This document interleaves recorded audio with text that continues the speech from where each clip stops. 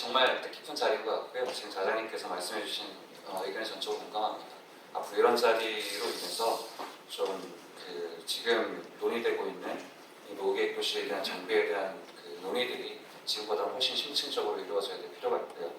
오늘 이 자리 마련해 주신 서울시민 등에게 깊이 다시 한번 감사를 드립니다. 제가 학계로서 온 것도 있긴 하지만 아마 김기용 MP님 많이 도와주라고 온 것 같기도 하고요. 저는 발표 중에 놀랐던 것은 김기용 교수님 MP님은 아직 더 하고 싶으시구나라는 느낌이 좀 있었는데 저는 괜찮은 것 같습니다. 2년 동안 주민들하고 이제 충분히 호흡을 했고 이제 저 없이도 주민들 열심히 잘하실 수 있으실 것 같아서 또 뒤에 지역 지자체도 있고 총괄사업 관리자도 있으시고 한 2년 정도의 기간을 되돌아보면 그간에 상당히 힘드셨던 것 같습니다. 국토부도 정말 많이 힘드셨고요.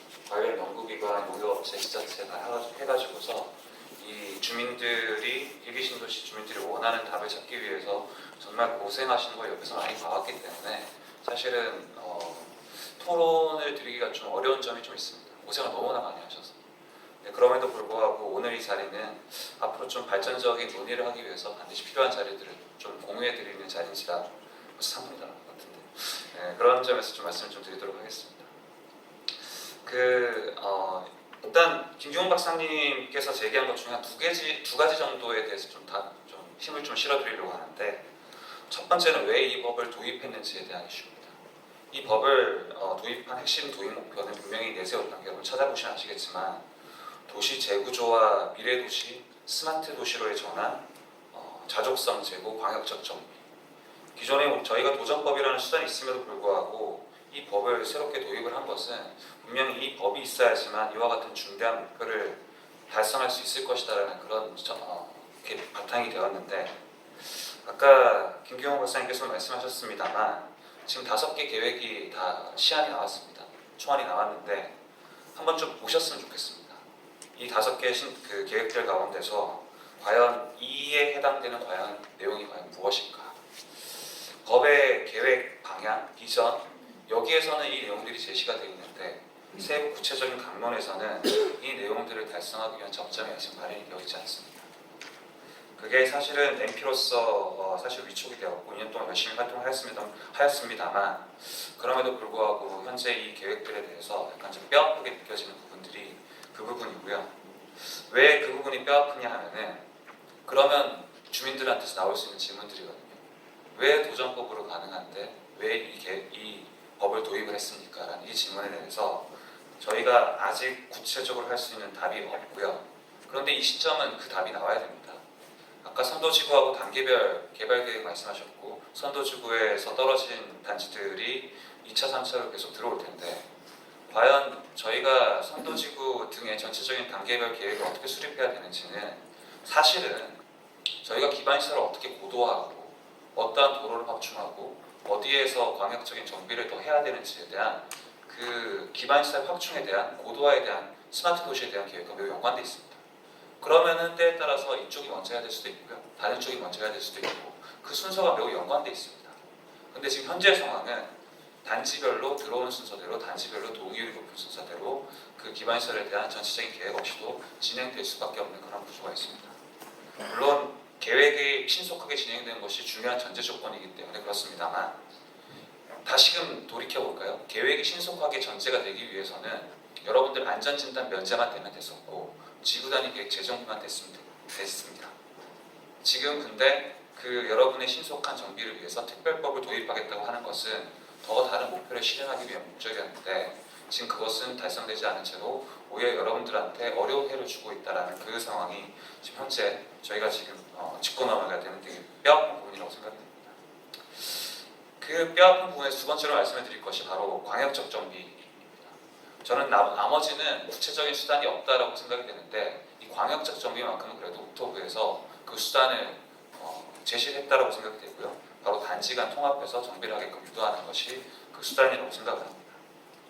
다 아시겠지만 그렇게 해야지만이 구역 지정에서 유리하고 그 다음에 안전진단 면제 등의 혜택을 받을 수 있는 상황인 거죠.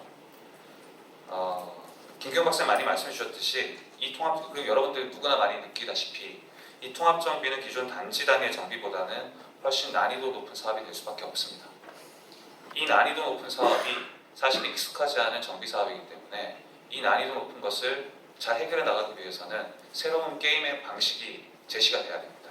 예를 들어서 기존의 관리 처분 계획과는 달리 이렇게 4개 단지가 결합이 될 때는 관리 처분 계획을 어떻게 수립하는 게 좋을까요?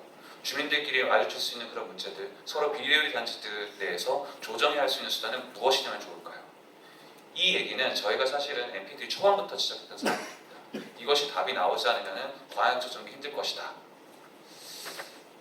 이게 뼈아픈 이 부분이죠. 이게 지금 이 이슈가 계속 지적이 되었음에도 불구하고 아직까지도 지금 정비 계획을 논하는 상황에서도 이 논의가 지금 구체화되고 있지 않은 상황이고 이 논의가 나오는 시점에서 총괄사업 관리자에 대한 논의만이 이제 던져지고 있는 거죠. 나중에 그와 같은 것이 이슈가 된다라고 하면은 총괄사업 관리자가 LH가 GH가 등장해서 그 부분에 대해서 가교 역할을 할 것이다. 모르겠습니다.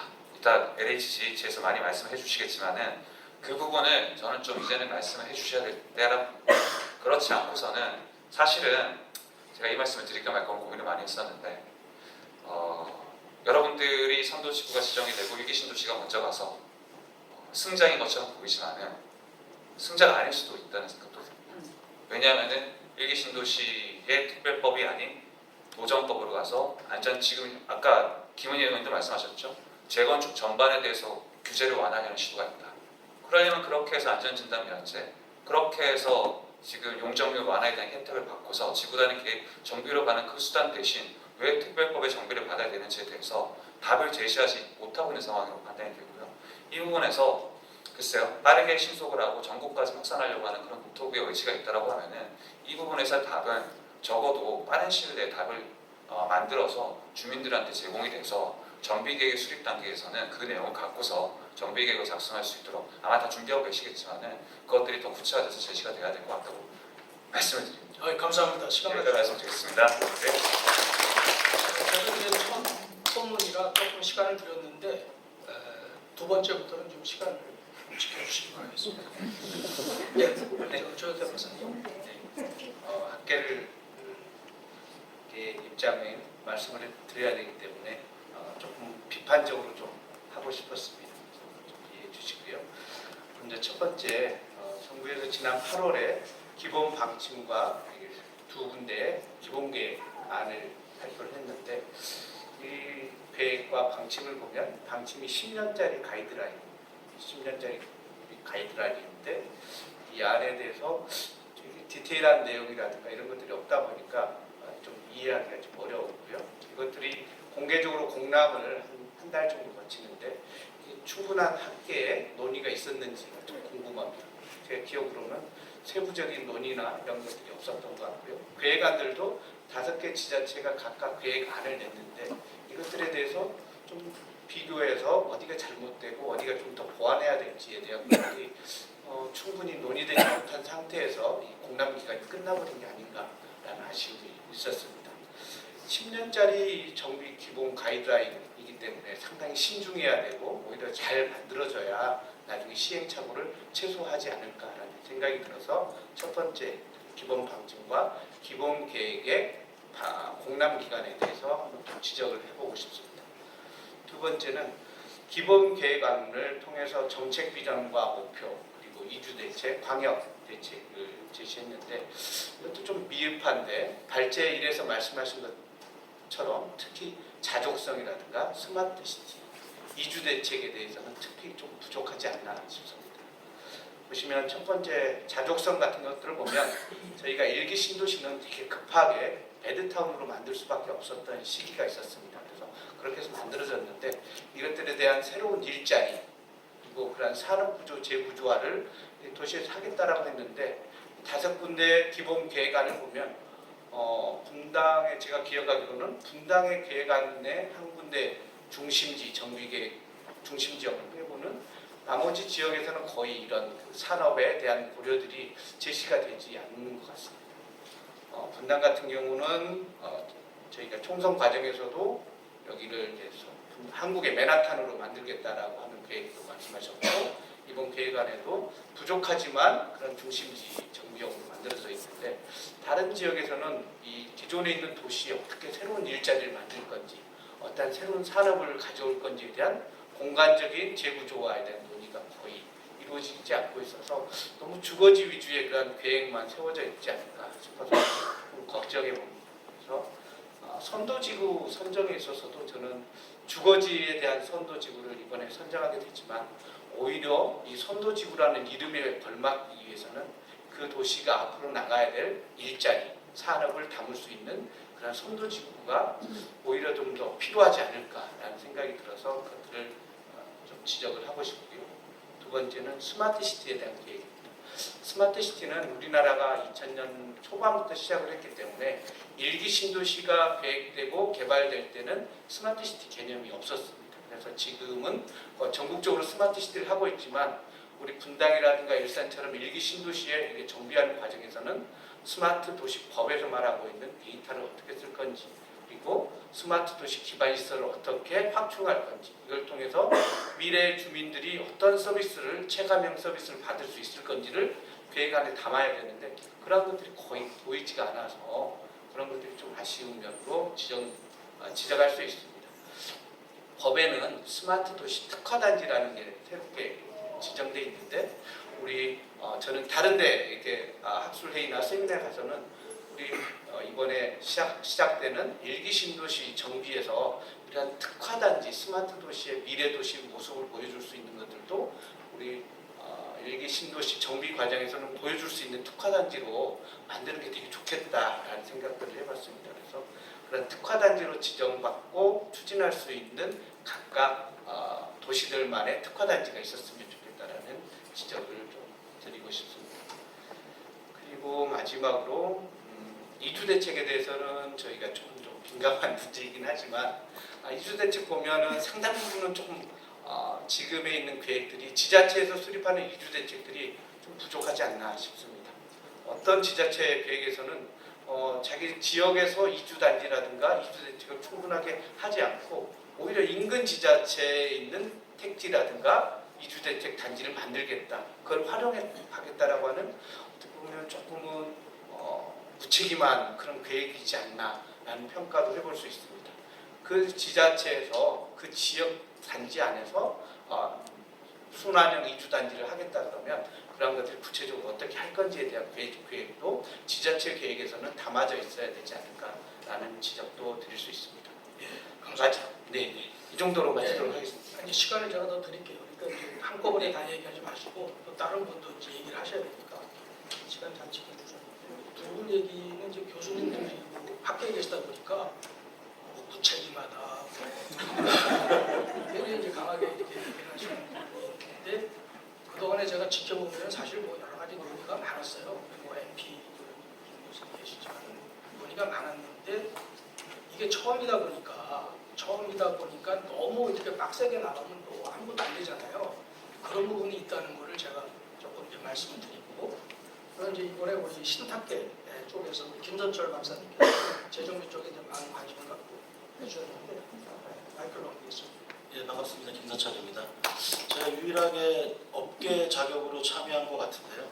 사실은 저도 이런 포럼이나 세미나 여러 번 참여하면서 오늘 지금 제가 사실 가장 많이 놀랬던 부분은 오늘 발제자의 내용들이 매우 현실적이고 그다음에 주민들의 의견을 많이 반영한 고민이 있는 발표였다는 내용이 되게 와 닿습니다. 특히 그 김기현 박사님이 발표하신 내용 중에 그 10가지 주민 이슈를 정리하셨는데 매우 와 닿았고 실제로 이게 지금 분당이건 일산이건 일기 신도시들의 가장 큰 고민이라고 보고 있습니다.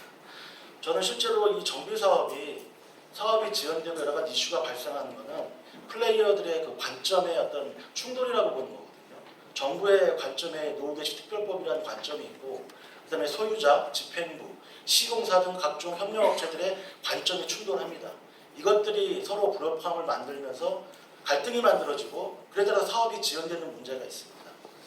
대표적으로 오늘 뭐 분당 MP께서 발표하셨으니까 분당을 예를 들면 분당 같은 경우는 도시계획 시점부터 여러 가지 이슈가 있어서 사실은 다른 동과 다른 동이 필지가 공유되는 문제도 있고 실제로 또 거기에 여러 가지 지분의 차이가 있어서 문제가 되는 부분도 있고 그런 것들이 해결이 안 되면 아무리 좋은 법이 있고 좋은 계획이 있어도 진행할 수 없습니다.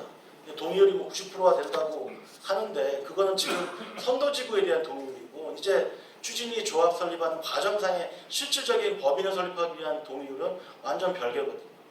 그 다음에 여기 지금 노계 식별법에 의한 전문가들의 토론이 현재 2주 단계, 2주 직까지도 오늘 이 토론의 오전에도 지금 서울시랑 국토부랑 협의한다는 내용까지도 기사에 뜨더라고요. 그 정도로 정부가 많이 밀어주는 사업장은 맞습니다. 근데 문제는 2주 단계까지 가려면 조합 설립하고 관리 처분을 해야 되는데 지금 근본적으로 관리 처분까지 가기 위해서 분당이나 일산이나 일기 신도시들이 풀어야 될 문제들이 너무 많습니다. 우리나라는 1962년에 도시계획법을 이제 재개발법으로 사업을 진행해 왔습니다. 2002년도에 도정법이 만들어지면서 40년 동안의 재개발 재건축의 그 기술력이 도정법으로 만들어진 거거든요. 그러고 나서 다시 또 20년이 지났습니다. 우리나라의 법 체계나 시스템이나 최근에 만들어진 노계 특별법도 매우 많은 전문가들과 학자들이 정말로 세심하게 만든 법이라고 보여집니다. 전 실무에 있으면서 이 법을 활용해서 사업을 하다 보니까 특히 더 느껴집니다. 이런 법들이 해외에 지금 수출까지 되고 있어요. 베트남 하노이에도 수출되고 있고 카자흐스탄에도 수출되고 있는 실정입니다. 자, 그러면 우리한테 지금 가장 큰 문제는 도구나 수법이 부족한 게 아니고 정부의 정책이나 지원이 부족한 것보다는 이 플레이어들의 관점 중에 가장 충돌이 가장 심한 소유자들 간의 관계예요.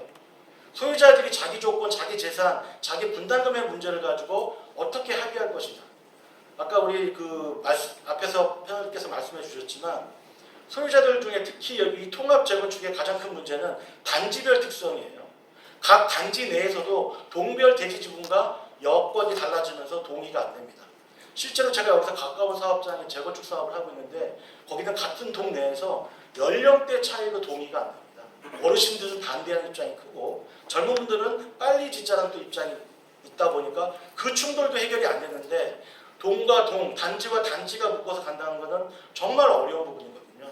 이런 부분에 대해서 저는 이제 해결책으로 제가 나름대로 경험을 가지고 말씀드린다고 하면은 사실 무슨 새로운 걸 도입할 게 아니라 이미 우리는 재개발 재건축에 60년 역사가 있습니다. 그 역사 동안에 수많은 민원과 분쟁과 법적 소송이 있었거든요. 그런 부분들을 지금 현재 갖고 있는 데이터만 가지고도 카테고리별로 분류해서 소수의 MP나 전문가들이 안내하고 설명할 게 아니라 일반 소유자가 쉽게 그냥 자기 동네 홈페이지에서 볼 수 있으면 그 자기 재산 대지 지분이 작은 거는 정부나 조합의 잘못이 아니잖아요. 본인의 선택에 의한 소유권의 결정이었단 말이죠. 그걸 받아들이는 과정이 필요하고 그러면 그것이 갈등화 최소화돼서 사업의 속도가 날 것입니다. 그러면 사실은 일기 신도시에만 특별히 지금 부여되는 추가 요금률 같은 형평성에 문제가 될 만한 요인들이 줄어들 수도 있습니다. 일기 신도시가 이렇게 많은 인센티브를 받아서 진행을 하는데 그러면 다른 도시들은 아마 이 일기 신도시를 기반으로 해서 추가적인 요구사항을 했을 때 사실 정부가 거절하기가 쉽지 않을 거예요. 이 모든 것의 가장 근본은 갈등 관리고 갈등 관리의 문제는 새로운 걸 뭘 도입하자가 아니라 기존에 발생했던 갈등들을 정리해서 일반적인 소유자들이 쉽게 알 수 있게끔 전달하는 과정을 좀 만들자. 네, 이상입니다. 네, 감사합니다. 박수 나올 만하죠? 네. 그래서 저도 이제 가장 걱정이 뭐냐면은 과거에는 이렇게 단지별로 이렇게 했는데 통합을 한다. A 단지는 B 단지로 가기 싫어. B 단지 사람들은 보기도 싫어. A 단지 뭐 이렇게 되고 있잖아요. 동네는 제가 잘 알죠. 그걸 어떻게 이제 해소할 거냐 이런 부분에 대해서 우리 김선철 박사님이 이제 식탁에서 오래 경험을 하시다 보니까 세부적으로 데이터를 가지고 먼저 주민들하고 소통을 한번 해보자. 전국적으로 이렇게 사례가 많다. 그 좋은 아이디어 같습니다. 다음엔 이제 공공기관에서 우리 경기주택부지공사 박인권 단장님, 네, 마이크 놓겠습니다. 네, JH공사 박인권입니다.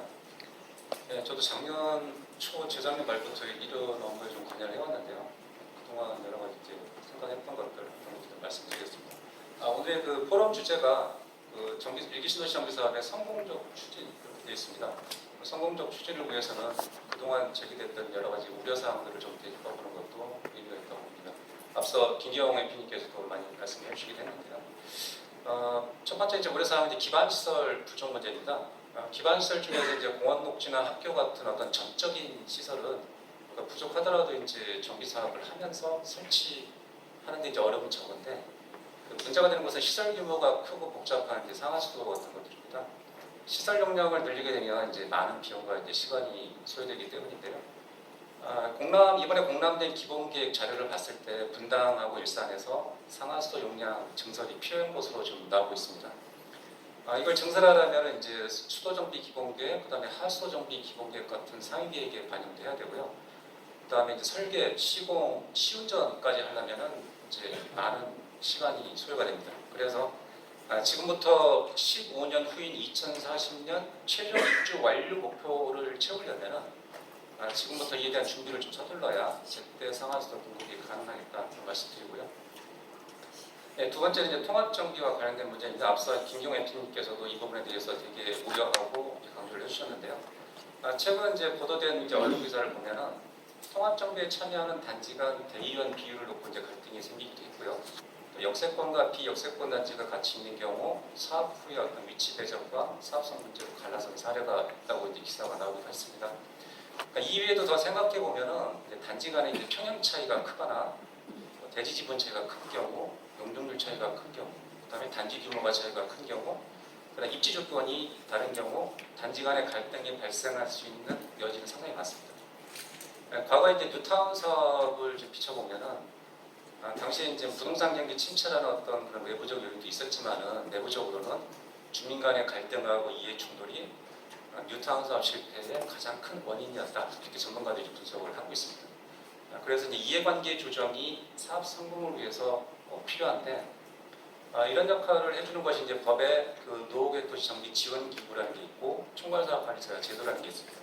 그리고 얼마 전에 정부에서 발표한 협력형 정비 지원 방안이라는 것도 있고요. 지금 LH에서 운영 중인 미래도시 지원센터도 있습니다. 그런데 이제 이런 시스템과 프로그램이 있어도 사실 쉽지 않은 게 현실입니다. 그럼에도 불구하고 이 같은 시스템을 지나치다 쉽게 충분하고 내실 있게 운영해야 그나마 문제를 줄일 수 있지 않을까 생각을 해봅니다. 세 번째 우려점은 이제 분담금 상승 문제입니다. 근래 이제 부동산 경기가 좋지 않고 이제 공사비, 인건비가 많이 올라서 추정 분담금이 이제 높아질 거라는 우려가 지금 만연해 있는데요. 거기다가 이제 주민과 민간 시공사 간의 공사비 갈등 문제가 사례로 불거지기도 하고요. 대외적인 경제 상황은 논외로 하고 내부적으로 우선 합리적인 사업비 책정이 필요한데 민간에 맡겨두기보다는 공신력 있는 공공기관에서 객관적이고 신속하게 공사비를 검증해서 분담금이 불필요하게 늘어나지 않도록 해야 할 것입니다.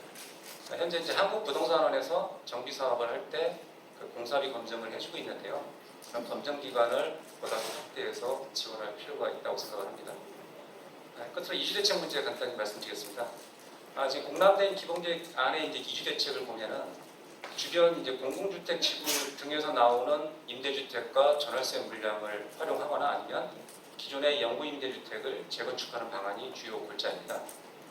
주변 개발사업지구 물량을 활용하는 것은 입주 시기가 서로 맞아떨어야 되는 문제가 있고요.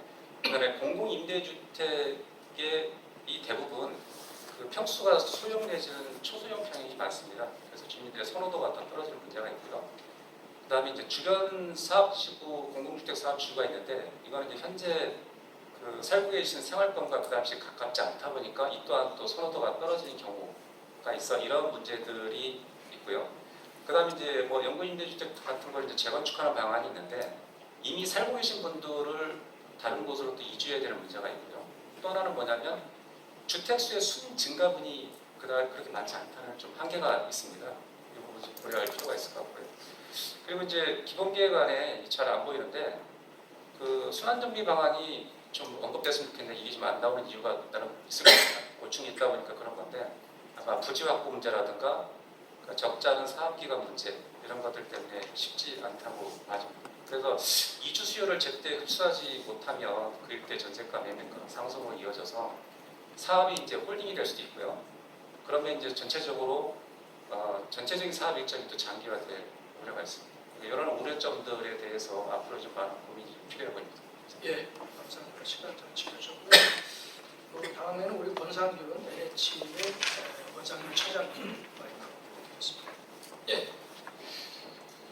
여기 지금 와 계신 분들께서 얼마 전까지만 해도 동의서 청구하시고 하시느라고 이제 고생들 많이 하셨을 것 같은데요. 제가 듣기로도 이제 동의율 경쟁이 이제 변별력 있는 그 항목이 아무래도 동의율이다 보니까 그 과열 내지는 이제 경쟁 경쟁이 치열했던 걸로 생각이 되는데 예상을 뛰어넘는 그런 그 동의율들을 확보하신 걸로 알게 돼서 그만큼 이제 주민분들의 그 재건축에 대한 추진 열망과 의지가 높지 않느냐. 그래서 지금 이제 다들 앞서서 말씀해 주셨다시피 지금 시점이 정말 시의적절하게 이 선도지구 선정 이후의 절차에 대해서 논의하는 게 이런 포럼이 개최된 게 뜻깊다 그런 생각이 좀 들었고요. 저는 이제 재작년부터 이 법이 발의되기 전부터 이 업무를 좀 관여를 했었습니다. 그래서 잘 아시겠지만 조금 설명을 드리면 이 특별법은 사실 이제 지원법의 성격입니다. 그래서 당초에는 이제 뭐 제 개인적인 생각은 이게 사업법으로 좀 발의가 됐으면 좀 더 그러니까 재건축이 아닌 그 신도시의 특별정비구역에 맞는 그런 사업법으로 좀 발의가 됐으면 좀 더 그 구현이 되기가 좀 쉽지 않았나 그런 생각을 했었는데 지금 현재는 어쨌든 지원법의 성격이고요. 이게 이제 도정법으로 사업은 넘어갑니다. 그래서 인센티브라든지 절차의 특례 같은 것들을 받아서 실제 사업은 이제 도정법으로 사업을 하게 되거든요. 그래서 이제 그렇게 되다 보니까 이 부분들이 이제 아까 김경 박사님께서도 말씀하셨다시피 이 부분이 특별정비구역의 통합정비로 이루어지지 않고 이제 그 개별 사업으로 이제 넘어갔을 때 그런 절차적인 또 이제 풀어야 될 숙제들이 좀 남아 있습니다. 그래서 이게 특별정비구역에서 지정되는 이제 기본 계획하고 그 도정법에서 지정되는 기본 계획이 지금 이제 같이 얽혀 있다 보니까 절차적으로 그런 부분도 좀 얽혀 있다는 말씀을 드리고 이제 그 통합심이라든지 이제 절차적으로 간소화해야 될 부분들에 대한 세부적인 그 절차나 이런 것들이 좀 마련이 돼야 될 필요는 있습니다. 근데 앞서서도 이제 우려는 많이 하셨지만 실제 사업은 새로 발의되는 사업들은 어차피 초기에는 힘듭니다. 그래서 그 부분을 이제 어떻게 풀어나가느냐 하는 게 이제 관건이고요. 또 하다 보면은 또 방법이 생기는 거고 또 그런 부분에서 이제 지혜를 많이 모으고자 이런 토론이 좀 마련된 것 같습니다. 그 통합정비를 아까 이제 앞서서도 말씀해 주셨다시피 생활권 단위로 이제 개발을 하는 그런 개념이거든요. 그래서 원래는 이제 도시 기능의 향상, 그래서 도시를 전체적으로 좀 업그레이드를 시켜야 되는데 그 부분에 대한 현실적인 대안이 이제 그 통합정비, 그 생활권 단위 블록 내에서라도 규모 있는 개발을 통하고 거기에 이제 기반 시설을 확충한다든지 미래도시 기능을 이제 부여하는 이제 그런 컨셉이 되는데 다만 좀 이제 우려가 되는 부분은 이제 공공기여를 현재는 그 옵션으로 선택하게 돼 있지 않습니까? 현금이라든지 뭐 토지라든지 이렇게 선택하게 되는데 유불리를 따지시겠지만 이제 현금으로 많이 이제 하게 되다 보면은 실질적으로 토지가 필요한 그런 시설들이 필요할 수도 있습니다. 그래서 그런 부분들을 어떻게 유도를 하고 확보를 할 건지에 대한 과제가 좀 남아 있는 것 같고요. 이주 대책 부분은 많이 말씀을 주셨는데 지금 현재는 이제 정부에서도 이 부분을 빠르게 추진하고자 이제 10년을 목표로 이제 그 이주 대책에 대한 수요와 공급을 분석을 해놨습니다. 근데 실제로는 그 잘 되겠지만 이제 그 어떤 그 사회에서 초기에 사업 추진이 좀 더딜 수도 있거든요. 근데 이제 이주 대책의 공급을 늘리는 부분은 자칫하면 또 공급이 과잉될 소지도 있습니다. 그래서 그렇게 되다 보면은 이 집을 비워놔야 되거든요. 그럼 그런 공가 관리 비용이라든지 그 물량이 나중엔 또 그대로 남게 되거든요. 그래서 공급 과잉에 대한 부분도 있다 보니까 이 이주 대책 부분은 그렇게 걱정하시는 만큼 그렇게 우려는 하지 않아도 될 것 같습니다. 그래서 그 초기의 사업 추진 축에 맞춰서 거기 이제 대응을 해나가면 될 것 같고요. 저희가 갖고 있는 이제 자산들도 좀 있습니다. 그래서 일기 신도시 내 영구임대 단지가 이제 각 신도시마다 있는데요. 그 부분들도 이제 향후에는 이주 대책으로 활용할 계획을 저희도 이제 준비를 하고 있습니다. 근데 다만 이제 거기 살고 계신 분들에 대한 이주가 또 선행돼야 되는 부분 그리고 또 재정도 지원을 좀 받아서 저희가 사업을 추진해야 되는 부분이 있습니다만 그 부분도 어쨌든 신도시 재정비의 그 일환으로 추진되는 거기 때문에 저희는 속도감 있게 추진을 할 계획이고요.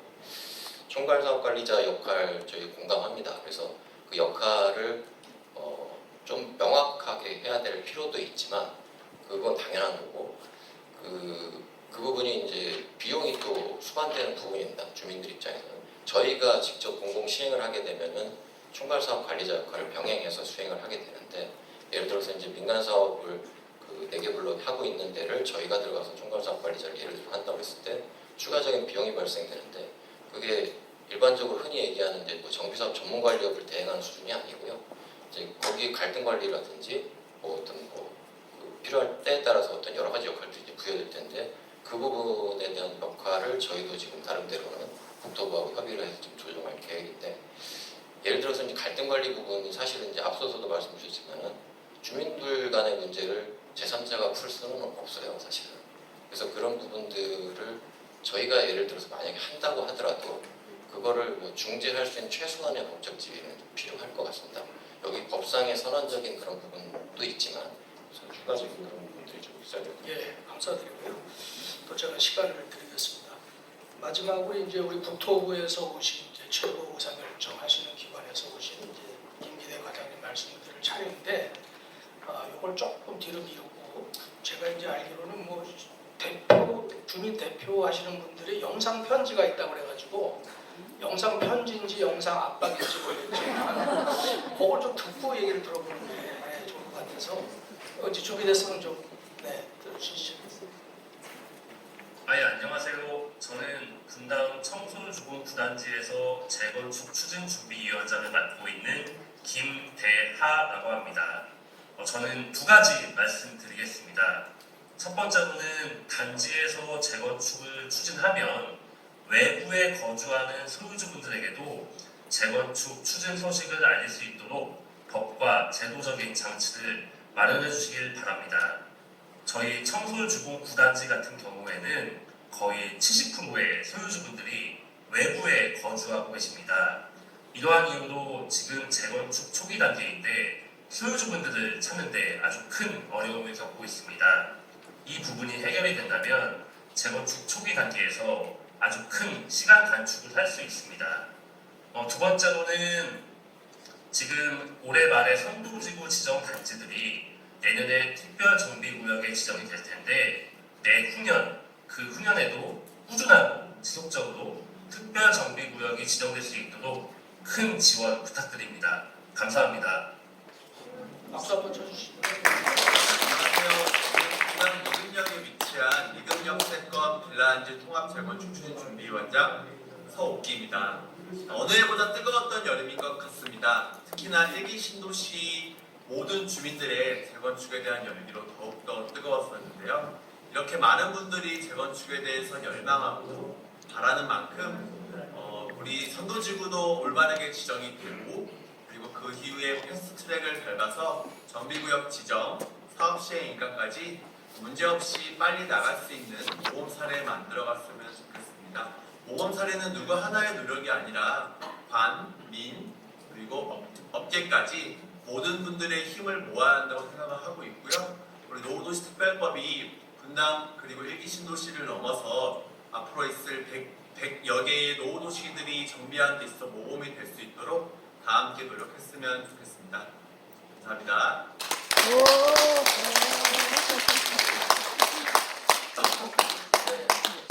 첫 번째 턴으로 턴의 마지막으로 김기대 과장님 말씀 5분 내로 듣겠습니다. 말씀해 주시죠. 예, 이쪽에 있습니다. 예, 안녕하십니까. 저 국토부에서 노후계획 도시 정비를 총괄하고 있는 도시 정비 기획과장 김기대라고 합니다. 앞서 오늘 뭐 축사를 통해서 저희 차관님께서 선도지구의 접수 현황이라든가 열기를 보면서 중공부처로 상당히 그 책임감뿐만 아니라 상당히 무게도 많이 느낀다라는 걸 말씀을 먼저 드리고 싶습니다. 우선 뭐 저희가 이제 생각하기로는 저희들이 일기 신도시 같은 경우는 어떻게 보면 이제 앞서 사회 보시는 분이 한 34년 정도 된다고 했는데 30년간의 역사를 이제 서온 입장입니다. 그리고 노후계획도시 정비를 통해서 앞으로 한 30년간 또 새로운 역사를 서가야 되는 입장이고 그런 어떻게 보면 매크로한 프로젝트라고 좀 볼 수 있습니다.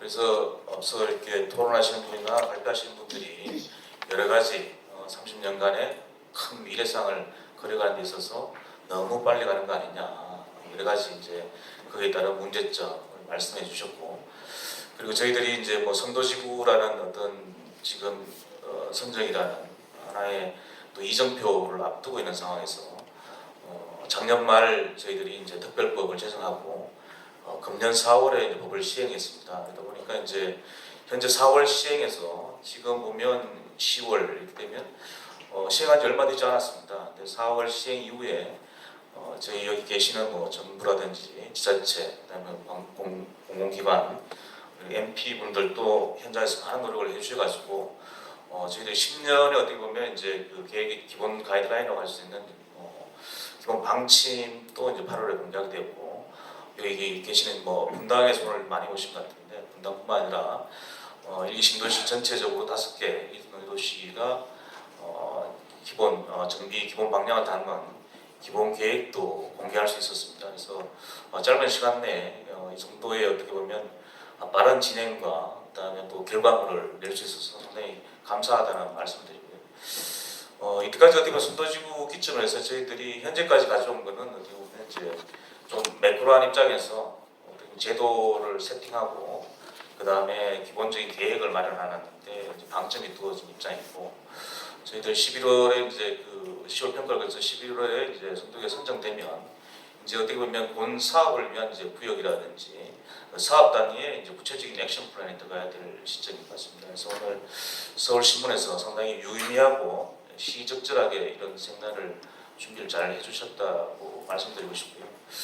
앞서 이제 그 발제하신 분들 보면 첫 번째 발제하신 뭐 김기용 우리 MP께서는 이제 현장에서 여러 가지 이제 목소리도 많이 듣고 대변을 많이 해주시면서 이제 현장에서 우려하는 여러 가지 우리 노후개시 특별법에 대한 이슈라든지 이런 걸 많이 제기해 주셨고 2부에서 말씀해 주신 우리 이제 저희 윤방현 우리 부회장님께서는 저희 뭐 어떻게 보면 노후개시 특별법보다는 이제 도정법에 따른 이제 여러 가지 현재 재건축의 이슈들 이런 부분들을 이제 많이 이야기해 주셨습니다. 왜냐하면 저희들이 특별법으로서 이제 구역 지정까지 가고 또 후속 사업으로는 뭐 도정법뿐만 아니라 여러 가지 개별 사업법을 통해서 이제 같이 가기 때문에 다만 이제 대부분이 이제 주거 정비 위주로 가다 보니까 이제 도정법 위주로 가게 되고 거기에 따라서 이제 여러 가지 이슈들도 많이 제기를 해주셨고 저희 정부 차원에서도 뭐 88 대책을 통해 가지고 여러 가지 이 도정법상의 재건축 재개발에 따른 이슈들을 갖다 좀 정리하기 위해 가지고 아까 김원희 의원도 말씀하셨습니다만은 뭐 특례법이란다 이런 발의도 하셨고 그런 거에 따라서 그 법이 이제 또 저희 노후개시 계획 정비에도 같이 적용되기 때문에 저희 이 법도 그리고 이제 사업도 같이 탄력을 받을 것이다라는 걸 우선 말씀해 드리고 싶습니다. 그래서 오늘 좀 많이 좀 구체적이고 이런 부분이 좀 있어서 몇 가지 이제 저희들이 우려하시는 부분들 대해 가지고 조그만 걸 드리고 싶으면 영상 편지가 그래도 가장 현장의 목소리를 대변하는 것 같아서 두 번째 말씀하신 분은 워낙 뭐 격려차 메시지라서 이제 감사하다는 말씀드리고 첫 번째 영상 메시지 주신 분 같은 경우에 이제 이번에 아마 그 동요율 확보 때문에 이렇게 저기 현장에서 거주하지 않으시고 외부에 계신 분들에 대한 뭐 소재지 파악이라든가 여러 가지 이런 데서 상당히 어려움이 많았다는 이야기를 들었습니다. 그리고 뭐 지자체 단원에서도 이제 접수는 됐습니다만 이게 소위 말하는 이 문서의 진위 여부라든지 여러 가지 또 관련해서 평가하는 데서도 상당히 조금 애로가 있을 수 있다라는 이야기도 하고 해서 저희들이 그럼 이제 이게 저희들이 이번에는 어떻게 보면 30만 호 정도 분량에서 이제 10% 정도만 대상하고 있는데 앞으로 2차, 3차 계속 이제 나가면서 계속 이런 방식으로 할 거냐 이런 부분에 대한 고민도 내부적으로 한 바 있습니다. 그래서 현재는 저희들이 그 조금은 전자적으로 이걸 해결할 수 있는 방안이 있지 않을까 해서 여기서는 뭐 말씀은 이제 공식적으로 아직까지 한 적은 없습니다만 내부적으로는 이제 전자적으로 문제를 해결할 수 있는 방안들에 대해서 이제 검토 중에 있다는 걸 말씀드리고 그러다 보면 이제 동의율을 확보하는 사업 진행에 있어서도 상당히 조금 쉽게 갈 수 있을 것 같고 그다음에 지금 선도지구 공모라든가 여러 가지 과정에서 조금 더 지금보다는 이제 발품을 팔아야 될 보다는 좀 더 쉽게 진행할 수 있는 방안들을 갖다가 이제 고민하고 있다는 말씀을 드리고 싶습니다. 그다음에 이제 저희들 오늘 뭐 여러 가지 이야기가 있습니다. 이제 미래도시 관련해 가지고 아까 스마트시티라든지 정주역권이라든지 뭐 자족도시 이제 그 큰 틀에서 말씀드리면 공짜는 없다는 게 이제 가장 이제 기본적인 우리가 알아야 될 부분입니다. 아마 이번에 이제 저희들이 그 공공기업 관련해서 일부 지자체별로 이제 1단계 같은 경우는 뭐 어디는 10%다, 어디는 15%다 뭐 이렇게 나오면서 15% 이렇게 제시한 데는 상당히 그 곤혹스러운 상황을 거치고 다시금 10%로 이렇게 되돌아가고 이런 부분이 있습니다. 이제 저희들이 왜 어떻게 보면 공공기업을 이제 산정하는 게 그냥 산정하는 것이 아니고 아까 이제 우리 GH에서도 말씀하셨습니다만은 현재 기반 시설 용량하고 향후에 우리가 이제 개발되었을 때 어떻게 보면 계획 인구까지는 고려해서 부족한 그 기반 시설을 갖다가 충당을 해야 되기 때문에 이제 그런 코스트를 갖다가 이제 저희들이 공공기업을 통해서 이제 보존하는 형태로 이제 가게 되는데 어떻게 보면 그런 겁니다. 이제 이 지자체나 기초지자체 정면에서는 이제 상당히 좀 어떻게 미래 도시를 좀 만들고 싶고 자주 기능을 확보하고 싶은 상당한 축이 있고 또 이제 소위 말해 소유자 이슈 단지 어떻게 보면 개별적인 소유자 차원에서는 조합 단위에서 좀 부담금을 좀 줄여가야 될 또 니즈가 있고 이게 이제 소위 말하는 조금 같은 방향으로 이게 가지 않는다는 겁니다. 이게 이제 반대 방향으로 흐르고 있기 때문에 거기서 어느 정도 절충점을 찾을 것인가 이제 그런 부분들이 저희들이 좀 더 매끄러하게 고민해야 될 부분이 아닌가 하는 생각입니다. 우선 뭐 1차적으로는 이것으로 그냥 저희 토론을 마치도록 하겠습니다. 네, 감사합니다. 감사합니다. 큰 박수.